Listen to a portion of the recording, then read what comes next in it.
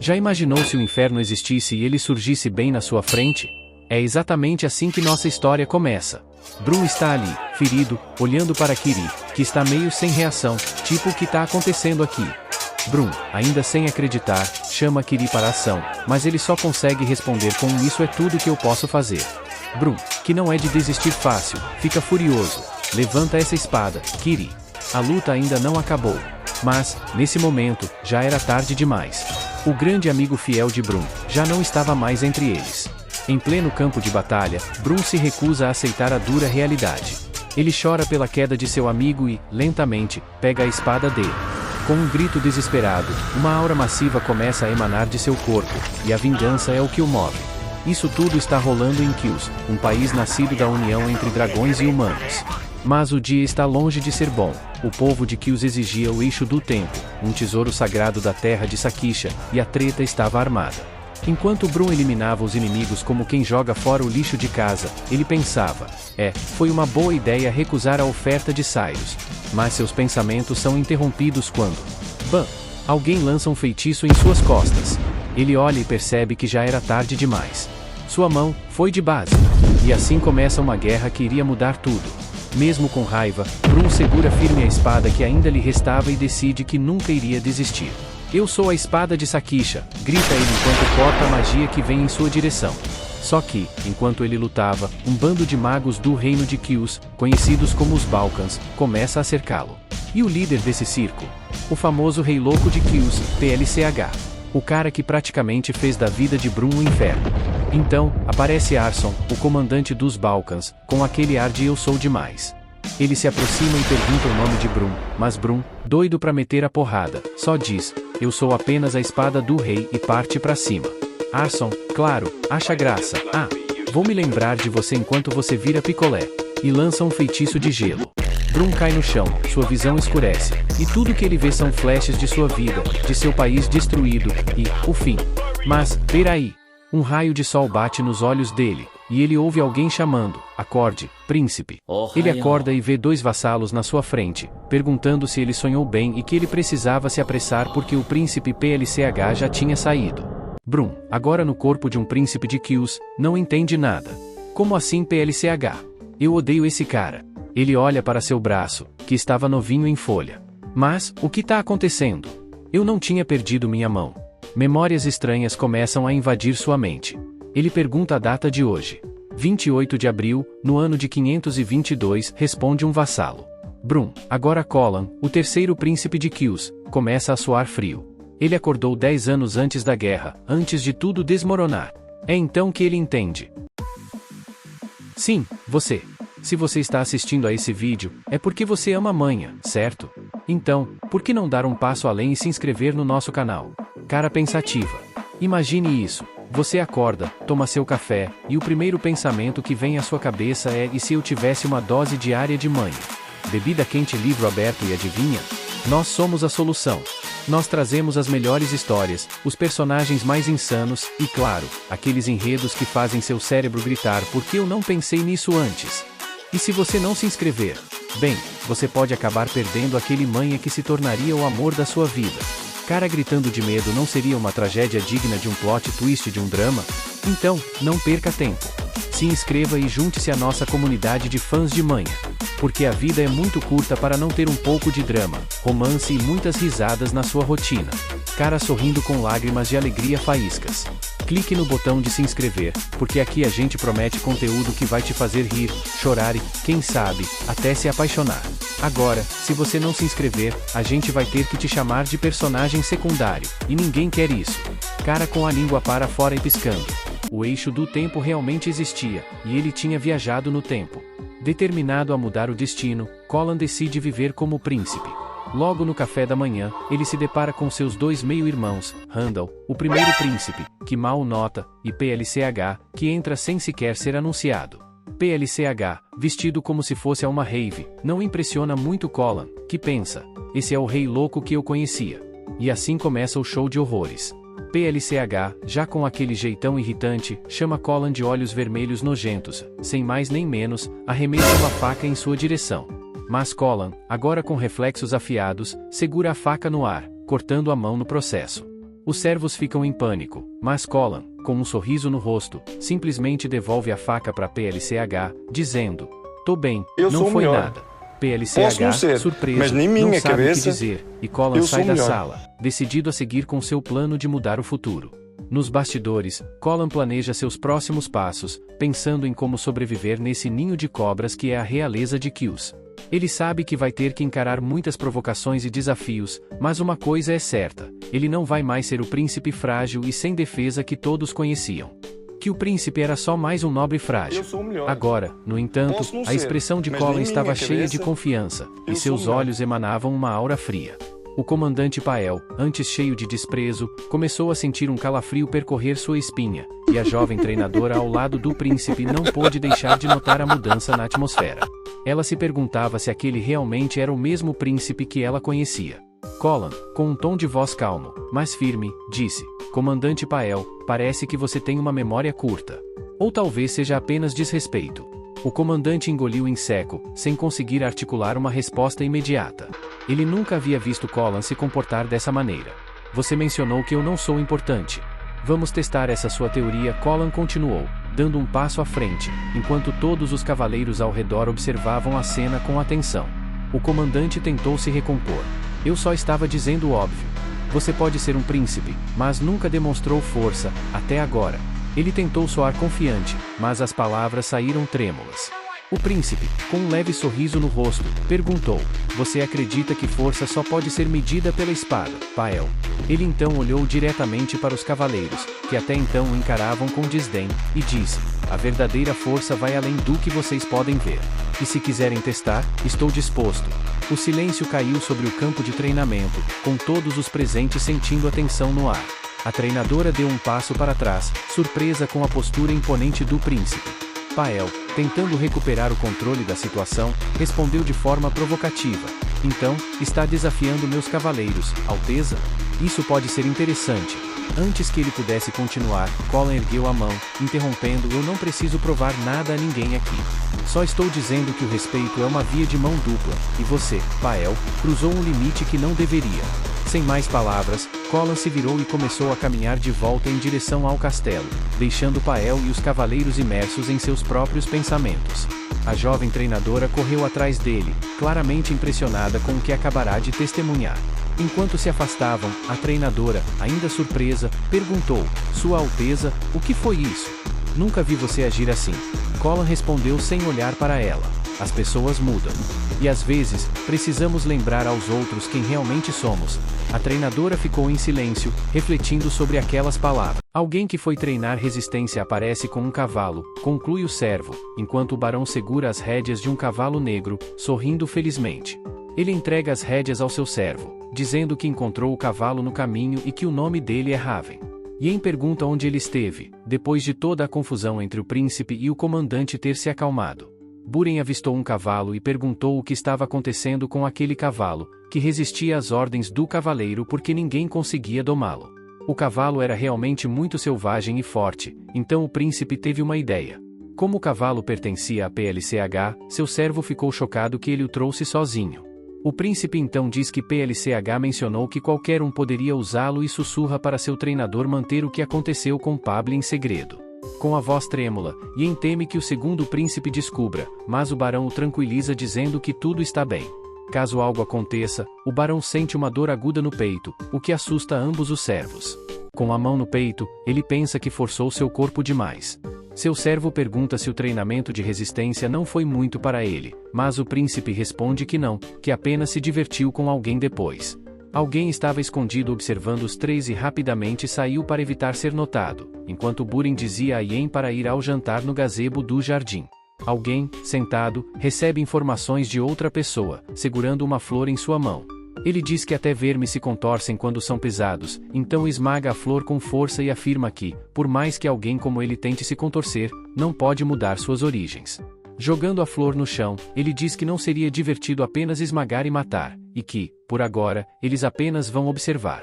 Mais uma vez, os três príncipes estão reunidos para outra refeição. Barão pensa que ainda não consegue se acostumar com a atmosfera, embora esteja lá todos os dias. O príncipe PLCH parece diferente do habitual, com uma expressão pensativa. O barão nota e se pergunta por que ele está tão abatido hoje. Enquanto toma um gole de vinho, ele se questiona se a rainha e o visconde estão atrasados por causa dele, e observa que PLCH não consegue esconder suas emoções. Então, a porta da sala de jantar se abre de repente. Todos se levantam de suas cadeiras e voltam o olhar para a porta. O barão sente um cheiro que o faz lembrar de algo e fica muito feliz ao ver quem entra na sala de jantar, vestindo um deslumbrante vestido verde e com cabelo azul bebê. Era a rainha, o verdadeiro poder por trás deste reino, Cis Bron, a segunda e atual rainha de Kios, após a morte da rainha anterior por doença. Cis subiu a essa posição usando o poder de sua família para controlar os cavaleiros reais. A maioria dos nobres também apoiava a família Breen, o que fez seu poder crescer a cada dia. Como resultado, o terceiro príncipe Sen se tornou um ninguém, até mesmo para um simples comandante. O visconde, que entra com a rainha, diz a ela como eles vão lidar com Pable, e ela confirma, dizendo que vão lhe dar a devida compensação. Sentando-se à mesa, ela diz ao visconde para não relatar tais assuntos triviais no futuro, e ele responde que entende. Olhando para o barão, ela pergunta por que tem que se preocupar com coisas tão insignificantes. Ele apenas a encara com uma expressão séria e fria. Todos na mesa permanecem em silêncio, apenas observando o que está prestes a acontecer. A rainha então se dirige ao terceiro príncipe, e ele volta seu olhar para ela. Ela diz que ele cresceu bastante recentemente. Ele sorri levemente, o que a surpreende, pois foi uma reação inesperada dele. Segurando sua taça de vinho, ele responde que não cresceu tanto assim ainda. Ele termina com um sorriso, dizendo que certamente crescerá muito mais no futuro. Os outros dois príncipes ficam espantados com a resposta dele. A rainha o olha com um toque de raiva pela resposta. O visconde, então, diz entusiasmado que não importa o quanto ele tenha crescido. Enquanto fala, PLCH lança um olhar de raiva para o barão, de canto de olho. A rainha, mãe de PLCH, sussurra para ele perguntando por que ele não contou a ela sobre o ocorrido, e ele pergunta a que ela se refere. Ela diz que é sobre o cavalo dele não obedecer suas ordens. PLCH não entendeu do que sua mãe estava falando, até que se deu conta. Ele vira o rosto, envergonhado pelo que aconteceu. Ela então diz que teria sido melhor se ele tivesse contado antes, e ele responde que ela já sabia. PLCH aperta o garfo com frustração, enquanto a rainha diz que ele nunca mencionou que o cavalo não estava obedecendo. Ele então bate o garfo na mesa, dizendo que era um cavalo inútil desde o início. Ele se levanta e diz que vai embora primeiro. Sua mãe, a rainha, fica surpresa com o comportamento dele e chama seu nome. 3 semanas se passam, e a data do aniversário do rei chega. Todos os servos estão focados em garantir que nada dê errado na celebração. Vários cavalos chegam carregados de presentes para o rei. Todos esperam que o banquete seja luxuoso. O povo do reino se pergunta se os príncipes já estão se preparando para a celebração, e todos estão empolgados. Enquanto isso, o alfaiate está conferindo as medidas que havia tirado anteriormente do terceiro príncipe. Ele nota que as medidas estão diferentes de antes e se pergunta por quê. Quando está prestes a perguntar a Buren se ele tem se alimentado bem, é interrompido por uma gota de sangue que cai no chão. Ao olhar para o rosto do príncipe, ele fica chocado com o que vê. O príncipe estava sangrando muito pelo nariz e parecia muito assustado com o que estava acontecendo. Imediatamente, todos os servos correram para ajudar o príncipe que estava sangrando. Seu servo grita para outro trazer um pano, enquanto o príncipe diz que não é tão grave. Ele explica que é porque não tem dormido bem ultimamente, mas Ye insiste que esse não é o verdadeiro problema. O alfaiate interrompe, dizendo que o sangramento não é o único problema. Ele aponta que o jovem príncipe também perdeu peso nos últimos dias, e a perda de peso é visível em seu corpo.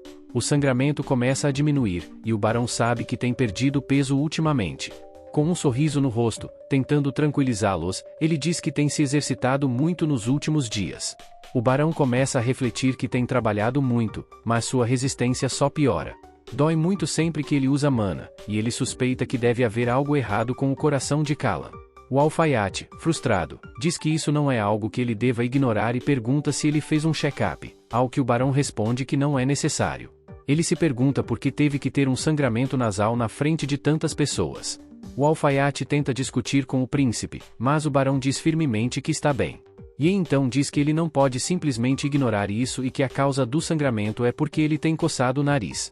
Ele continua dizendo que deve ter sido difícil admitir esse hobby pessoal na frente de todos. O barão fica atordoado com o que seu servo está dizendo, enquanto os outros servos cochicham entre si. Yen conclui dizendo que o príncipe tem comido e se exercitado bem, então o sangramento deve ser devido ao seu hobby. O alfaiate concorda, já que Yen conhece o príncipe melhor do que eles. Então, Yen olha para o príncipe com um sorriso e pisca para ele, deixando Buren ainda confuso. O príncipe, então, se lembra do dia em que Yen estava preocupado com sua condição, e ele havia dito a ele que poderia usar magia e que seu problema estava relacionado à mana. O príncipe, se sentindo um pouco tolo, se pergunta se Yen decidiu arruinar sua imagem dessa forma, mas fica aliviado, já que seu servo conseguiu inventar uma desculpa para tirá-los daquela situação. O alfaiate, então, diz que vai ajustar as roupas como havia mencionado anteriormente.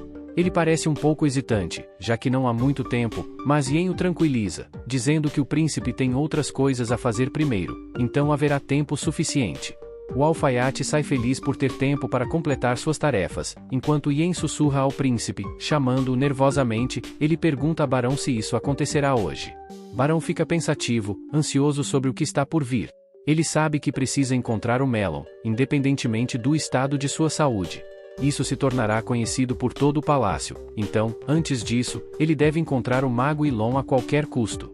A hora do almoço chega, e eles vão para a área de refeições, mas são informados de que, devido a um assunto importante, o príncipe deve sair.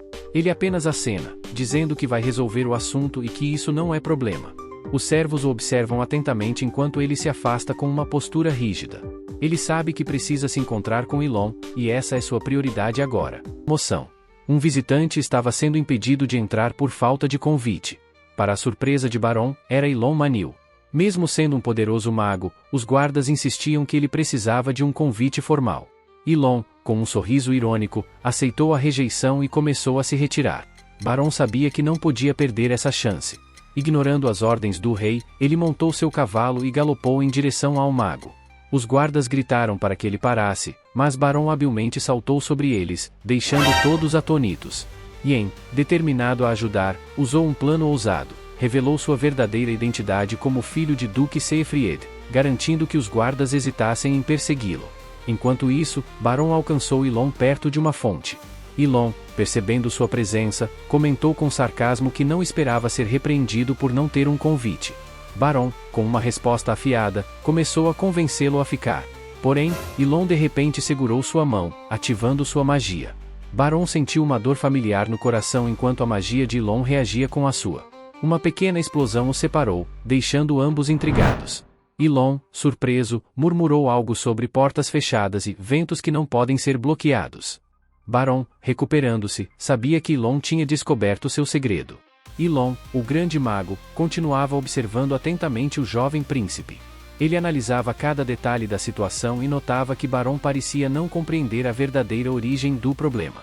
O mago então focou sua atenção nas mãos do príncipe, reparando em detalhes que entregavam mais do que palavras poderiam dizer. Concluiu que, se o jovem não sabia, a questão real deveria estar em outro lugar. Ilon, de repente, olhou para Barão com uma expressão penetrante enquanto cerrava o punho. Ele sabia que a família que os tratava os magos com desprezo, mesmo sendo descendentes de dragões. O próprio Ilon tinha vindo com a intenção de ridicularizá-los, mas agora se via em um confronto intrigante com o príncipe que o havia seguido até ali. Barão respirava fundo, ainda recuperando-se da correria recente. Ele sabia que mentir para Ilon era inútil. O mago certamente descobriria qualquer engano. Com sinceridade, ele começou a explicar suas intenções. Barão desmontou de seu cavalo e aproximou-se lentamente de Ilon, mantendo um olhar fixo.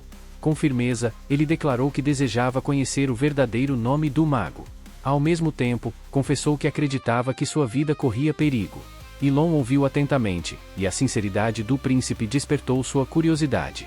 Enquanto o mago absorvia cada palavra, lançou um feitiço silencioso ao redor dos dois. O príncipe ficou surpreso pela habilidade do mago em conjurar magia sem pronunciar uma única palavra. Ilon aproveitou a oportunidade e questionou o verdadeiro objetivo do jovem. Você está apenas tentando impedir que isso aconteça, ou busca eliminar a verdadeira causa? Barão respirou fundo antes de responder. Primeiro, admitiu que seu objetivo imediato era prevenir a tragédia. No entanto, em um tom decidido, completou: quero eliminar a causa de tudo isso. E, se para isso for necessário tomar o trono, que assim seja. Ilon, surpreso pela determinação do príncipe, abriu um sorriso incrédulo. Percebia que, para o jovem, o trono era apenas um meio para alcançar seu verdadeiro objetivo. Para Ilon, aquilo era fascinante. Ele havia encontrado alguém disposto a desafiar a ordem das coisas. Então me convide formalmente, declarou Ilon com um olhar intenso. Sem hesitar, Barão ajoelhou-se diante do mago. Com uma postura respeitosa, apresentou-se. Meu nome é Colian Renkius, e eu te saúdo como meu mentor. Ilon aceitou o convite e pensou consigo mesmo que salvaria a vida daquele príncipe. Enquanto isso, em outro lugar, Yen conversava com seu pai, o Duque Sigfred. Ele questionava se o pai estava certo de que ninguém sabia quem ele realmente era. O Duque respondeu de forma tranquila. Eu cuidei de tudo. Não há nada com o que se preocupar. Apesar das palavras reconfortantes, Yen mostrava-se inquieto. Algo ainda o perturbava. Hesitante, perguntou sobre Leia. Ela está bem? Indagou Yen, sua voz carregada de preocupação. A pergunta surpreendeu o Duque, que fez uma pausa antes de responder. Leia está muito bem. Ela é agora a chefe da família secundária que você abandonou. Com isso, o Duque levantou-se, espreguiçando-se, e acrescentou. Se quiser voltar, você será bem-vindo. Porém, Yen desviou o olhar e respondeu com seriedade. Nos veremos novamente em 3 meses. O Duque ficou surpreso com a resposta. Ele encarou o filho com intensidade, tentando decifrar suas intenções. Então, num gesto repentino, abraçou Yen com força, dizendo: faça o que quiser, seu teimoso. Mas saiba que sempre carregará o peso do nosso nome. Os dois trocaram risadas e brincadeiras até que Yen, agora mais calmo, inclinou-se respeitosamente. Até a próxima, Duque Sigfred. Enquanto observava o filho partir, o Duque refletiu sobre as palavras trocadas. Algo sobre o príncipe o intrigava profundamente. Na manhã seguinte, Ilon foi recebido no castelo. Sua chegada causou alvoroço. Os nobres cochichavam, tentando entender o motivo da visita inesperada do mago. Enquanto caminhava pelos corredores, Ilon foi conduzido até o rei, que estava tomando chá. Após trocarem cumprimentos, o rei foi direto ao ponto. Você realmente quer ficar em Kyus? Ilon respondeu calmamente. Sim, preciso de um lugar para ficar. O rei ficou intrigado, mas decidiu não demonstrar sua surpresa. Ele comentou sobre o príncipe Colian, mencionando que muitos o consideravam nada especial. Ilon riu suavemente. Não especial? Ele é tudo menos isso. Intrigado, o rei perguntou o que o mago via no príncipe. Ilon, com uma expressão séria, começou a listar os sintomas do jovem: pele azulada, perda de peso visível, e outros sinais alarmantes. Se continuar ignorando isso, você perderá tudo, concluiu Ilon. O rei ficou chocado com a franqueza do mago, mas sabia que ele tinha razão. Sem dizer mais nada, levantou-se e decidiu providenciar um lugar para Ilon ficar. O mago apenas sorriu. Yen, um servo leal do príncipe, segurava uma bandeja com chá cuidadosamente preparada, preocupado com o horário, já que o príncipe ainda não havia tomado seu chá da manhã, e já estava quase na hora do almoço. Ele suspirou, pensando que o príncipe parecia exausto no dia anterior e que talvez ainda estivesse descansando. Decidido, Yen entrou no quarto silenciosamente, com passos leves para não perturbá-lo. O ambiente estava sereno, iluminado pela luz suave que entrava pelas janelas. O príncipe ainda dormia profundamente em sua cama, seus traços delicados parcialmente escondidos pelo lençol que o cobria. Seu rosto parecia pálido, e Yen notou que ele estava mais magro do que o normal. Observando com cuidado, pensou: ontem foi um dia difícil para ele. Talvez seja por isso que ainda esteja tão cansado. Enquanto se preparava para acordá-lo, Yen ouviu passos silenciosos atrás de si. Antes que pudesse reagir, uma voz bem-humorada ecoou ao seu lado. Ele ainda não acordou? Yen se sobressaltou, quase soltando a bandeja de chá, mas conseguiu equilibrá-la no último momento. Virando-se abruptamente, ele viu Ilon, o mago de renome, parado ali, com um leve sorriso no rosto. Yen, com os olhos arregalados, sussurrou furiosamente. Lord Manil, o que faz aqui? Como entrou? O príncipe precisa de descanso, e não é adequado. Ilon o interrompeu com um gesto casual, como se não fosse nada demais. Ouvi dizer que não é permitido que estranhos entrem no palácio sem permissão. Então, pensei em uma solução. Teleporte. Yen ficou boquiaberto e murmurou, incrédulo. Você usou um feitiço avançado só para aparecer aqui? Ilon sorriu, divertido. Um feitiço difícil para a maioria, mas nada demais para mim. Antes que Yen pudesse responder, o príncipe começou a se mexer na cama, despertando lentamente. Seus olhos entreabriram, revelando um brilho fatigado, enquanto ele perguntava com voz rouca. Quanto tempo eu dormi? Yen, ainda tentando recuperar a compostura, respondeu apressado. Alteza, é quase hora do almoço. Mas, você tem um convidado. O príncipe ergueu o olhar confuso, e ao ver Ilon parado ao lado de Yen, sua expressão mudou para uma mistura de surpresa e cansaço. Professor, Ilon deu um passo à frente, tirando um pequeno saco vermelho de dentro de sua túnica e o entregando ao príncipe. Tome, Barão. Como um desses todos os dias. Sem falhar. O príncipe abriu o saco, revelando pequenas bolinhas dentro. Curioso, ele perguntou: isso é algum tipo de remédio?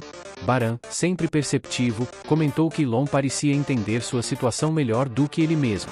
Isso fez Ilon perguntar diretamente ao príncipe: você tem o poder da bênção, não tem? Baran assentiu, explicando que sua bênção permitia a cura e afinidade com magia. No entanto, ele notou que sua habilidade de cura havia desaparecido, lembrando de quando cortou a mão e não conseguiu se curar. Ele então perguntou a Ilon se o problema poderia estar em seu coração. Ilon observou com seriedade antes de levantar um ponto intrigante. Já pensou como essa combinação é estranha? E se a bênção de Cesania não desapareceu, mas está sendo usada até o limite, em algum outro lugar? Essas palavras deixaram Baran em choque. Ele começou a refletir sobre sua situação e perguntou, já com medo, se aquilo poderia ser algum tipo de veneno em seu corpo. Ilon respondeu de forma direta: se não fosse pela bênção, você já estaria morto. O príncipe sentiu um calafrio. Ilon explicou que o veneno estava drenando o poder de cura do corpo dele ao máximo, o que também fazia seu coração rejeitar tentativas de usar mana. Para Baran, tudo começou a fazer sentido. Antes de sua reencarnação, ele sabia que Colin havia sido envenenado, mas não imaginava que o envenenamento começara antes mesmo de assumir o corpo dele. Enraivecido, ele pensou: por que envenenar uma criança que já estava destinada a morrer? Ilon percebeu a raiva nos olhos do príncipe e pensou consigo mesmo: esse não é o tipo de sede de sangue que um jovem de 14 anos deveria ter. O que ele realmente é? Voltando à calma, Baran segurou uma das pílulas do saquinho e afirmou: então, este deve ser o antídoto. Ilon confirmou, dizendo que o preparou às pressas, mas estava confiante de que funcionaria. Baran, pensativo, perguntou: e se eu tomar o veneno junto com o antídoto? Ilon ficou atônito com a pergunta. Ele tentou explicar que isso apenas atrasaria os efeitos do veneno, mas Baran parecia decidido. Ele comentou que já tinha uma pista sobre o culpado: era o chá que ele tomava todas as manhãs. Ninguém mais bebia daquele chá, e isso tornava o alvo perfeito. Ele ponderou: será que o antigo Colin percebeu o que estava acontecendo e rejeitou o chá, levando à sua morte prematura? Apesar disso, Baran sabia que revelar o envenenamento colocaria Yen e os outros servos em risco. Ele decidiu manter o segredo até entender a situação completamente. Ilon, embora impressionado com o raciocínio do jovem príncipe, perguntou o que ele faria a seguir. Baran recordou palavras de sabedoria de alguém em sua memória: para tirar a carta de triunfo de alguém, primeiro você precisa sacrificar algo seu. Ele pediu a Ilon para escoltá-lo para fora do palácio. Na manhã seguinte, o dia começou com gritos chamando Baran. A porta de seu quarto foi aberta bruscamente pela rainha, que puxou as cortinas de sua cama sem hesitar. Ela o repreendeu por ainda estar na cama e ordenou que ele se preparasse para o cronograma da tarde. Irritado, Baran perguntou por que ela estava ali, o que a deixou visivelmente furiosa. Ela mencionou que o príncipe havia escolhido Ilon Manil, um mago do sétimo círculo, como mentor, o que estava abalando os aristocratas. O desprezo de Baran pela situação era evidente, e ele apenas pediu que ela fosse embora. Enquanto isso, o dia do grande desfile começou, com Baran refletindo sobre como os eventos estavam se desenrolando e o papel que precisaria desempenhar para sobreviver às tramas que o cercavam. A rainha, dentro da carruagem, observa silenciosamente a multidão eufórica. Logo atrás dela, vêm os 3 príncipes elegantes montados em seus cavalos. Uma criança nos ombros do pai sorri ao ver os príncipes, e o pai comenta que o príncipe que vem um pouco mais atrás é aquele que ele mais queria ver. Era o príncipe Colin, vestindo um traje vermelho que destacava a beleza de seus olhos. O servo de Kellan, que liderava o cavalo, o chama para perguntar como ele está se sentindo naquele dia. Com um olhar preocupado, o servo questiona sobre o estado de saúde do príncipe e diz que está aliviado ao ver que ele parece muito melhor do que ontem. Colin sorri e responde que isso se deve ao fato de ter descansado bastante. Ele também acredita que o remédio que tomou no dia anterior ajudou a aliviar bastante a dor em seu peito. O servo comenta que há muitos eventos planejados para o dia, como um desfile, cavalgada e depois um baile. Colin, ainda sorrindo, responde que o servo se preocupa demais, que está se sentindo melhor e que pode lidar com tudo sem problemas. De repente, um homem encapuzado aparece, se escondendo entre a multidão e em um beco. Colin percebe o homem e algo chama sua atenção. Ele tenta reconhecer as pessoas ao redor, lembrando da guerra que o matou no passado. O homem que o salvou naquela guerra é o mesmo que agora está à sua frente, escondido no beco. Colin fica extremamente chocado e começa a se perguntar se realmente é Kiri. Com certeza, ele sabe que é Kiri, e até o cavalo reage à presença do homem. O cavalo tenta se mover na direção de Kiri, mas o servo o segura, impedindo que o cavalo saia da rua. Colin, sem hesitar, ordena que sigam em frente, enquanto os homens encapuzados começam a se afastar. O servo, confuso, questiona se houve algo importante ali, mas Colin, ainda com um olhar fixo, apenas observa os homens indo embora. Ele acaricia gentilmente o cavalo, tentando acalmá-lo, e comenta com um sorriso: "Você também sentiu isso, não é? Mas não podemos ir agora." Ele, então, recorda o dia em que morreu e lembra do sorriso de Kiri, que sacrificou sua vida para salvá-lo. Enquanto a família real segue pelo tapete vermelho, um homem se aproxima para cumprimentá-los. Era Melur Pulum, o proprietário do empório que organizou o show de cavalos no lugar da família Roma. Colin observa a cena, sentindo-se desconfortável. Ele lembra que é nesse evento que o príncipe Randall se machuca e Barão Pulum é enforcado, principalmente com o rei e os cavaleiros presentes. Colin pensa em dar uma chance àquele homem, mas enquanto isso, o servo sugere que ele se sente desconfortável com o lustre acima dele. Colin então pede que Melur verifique a estrutura, fazendo com que ele se surpreenda com a solicitação. Enquanto o show de equitação começa, Melur fica ansioso, imaginando o que aconteceria se o príncipe Randall realmente fosse ferido. Ele percebe que o pedido de Colin era mais do que simples desconfiança, mas um aviso. Quando Melur verifica a corda que segura o lustre, vê que está em estado precário, quase se rompendo. Ele se questiona o que teria acontecido se Colin não tivesse avisado. A mente de Melur começa a trabalhar, considerando a possibilidade de que o príncipe sabia o que estava acontecendo. O show continua e, ao longe, o príncipe Planche, irritado, não consegue tirar os olhos de Colin. O príncipe observa com um olhar desafiador e, com um sorriso maléfico, diz que o cheiro do sangue da mãe de Colin o incomoda. Todos na sala ficam chocados com as palavras de Planche, incluindo o rei, que geralmente não se importa com as palavras de seus filhos. O príncipe Cian parece perturbado com as palavras de Planche, mas também reconhece a utilidade delas. A rainha, que observava tudo, percebe que o príncipe Cian já se tornou uma ameaça real para os interesses da família Roma. Após o incidente, rumores se espalham sobre as palavras inaceitáveis de Planche, especialmente após ele ter falado na frente do rei. As pessoas começam a se preocupar com o poder crescente de Cian, já que ele conquistou a lealdade dos magos. As escolhas começam a se afunilar, e todos aguardam para ver quem realmente merecerá o apoio do rei. Seu irmão o chama para uma aposta, e Barão diz que já perdeu tantas vezes que nem sabe mais quanto deve. Enquanto jogam xadrez, seu irmão dá uma dica, perguntando se Barão não acha que o acidente parecia encenado, como se anunciassem que a família real era o alvo.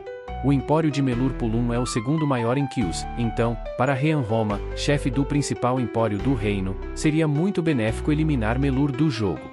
O príncipe pergunta ao seu servo qual é o negócio mais importante do empório de Pulum. Ian responde que eles são conhecidos por suas minas de diamantes. E Colin finalmente encontra sua resposta. Com Pulum fora do caminho, os Romai poderiam assumir os negócios de diamantes. O príncipe havia planejado recuar após salvar a vida de Pulum, mas agora ele fará o homem pagar pelos problemas que causou. Enquanto isso, em algum lugar, Pulum treme de medo. Ele ordena que seu servo cancele todos os compromissos do dia, surpreendendo-o, já que isso incluiria o baile. Fingindo estar chocado com a audácia de PLCH, Pulum justifica sua ausência nos compromissos. No palácio, os vassalos organizam tudo para continuar as festividades. O rei, sentado em seus aposentos, parece perturbado e pensativo. Ele relembra as palavras do mago. Se continuar assim, Colin será apenas a primeira de muitas perdas que sofrerá. Também recorda as palavras de PLCH, que disse sentir nojo do sangue imundo da mãe de Colin. Memórias inundam a mente do rei. Uma mulher de cabelos ruivos chamando seu nome. Era a mãe de Colin, outrora esposa do rei Roma, agora em seu leito de morte. De repente, alguém invade os aposentos do rei, assustando-o. O vassalo informa que a rainha solicita uma audiência. Assim que entra, Celie se dirige ao rei, enquanto uma criada se oferece para preparar chá. A rainha recusa, dizendo que não ficará muito. O rei, com expressão séria, pergunta o que a trouxe ali. Sentando-se, ela responde que a Casa Roma assumirá total responsabilidade pelo incidente. Para proteger a reputação de seu filho, ela propõe recompensar Pulum, oferecendo-lhe os direitos exclusivos de fornecimento para os estábulos reais.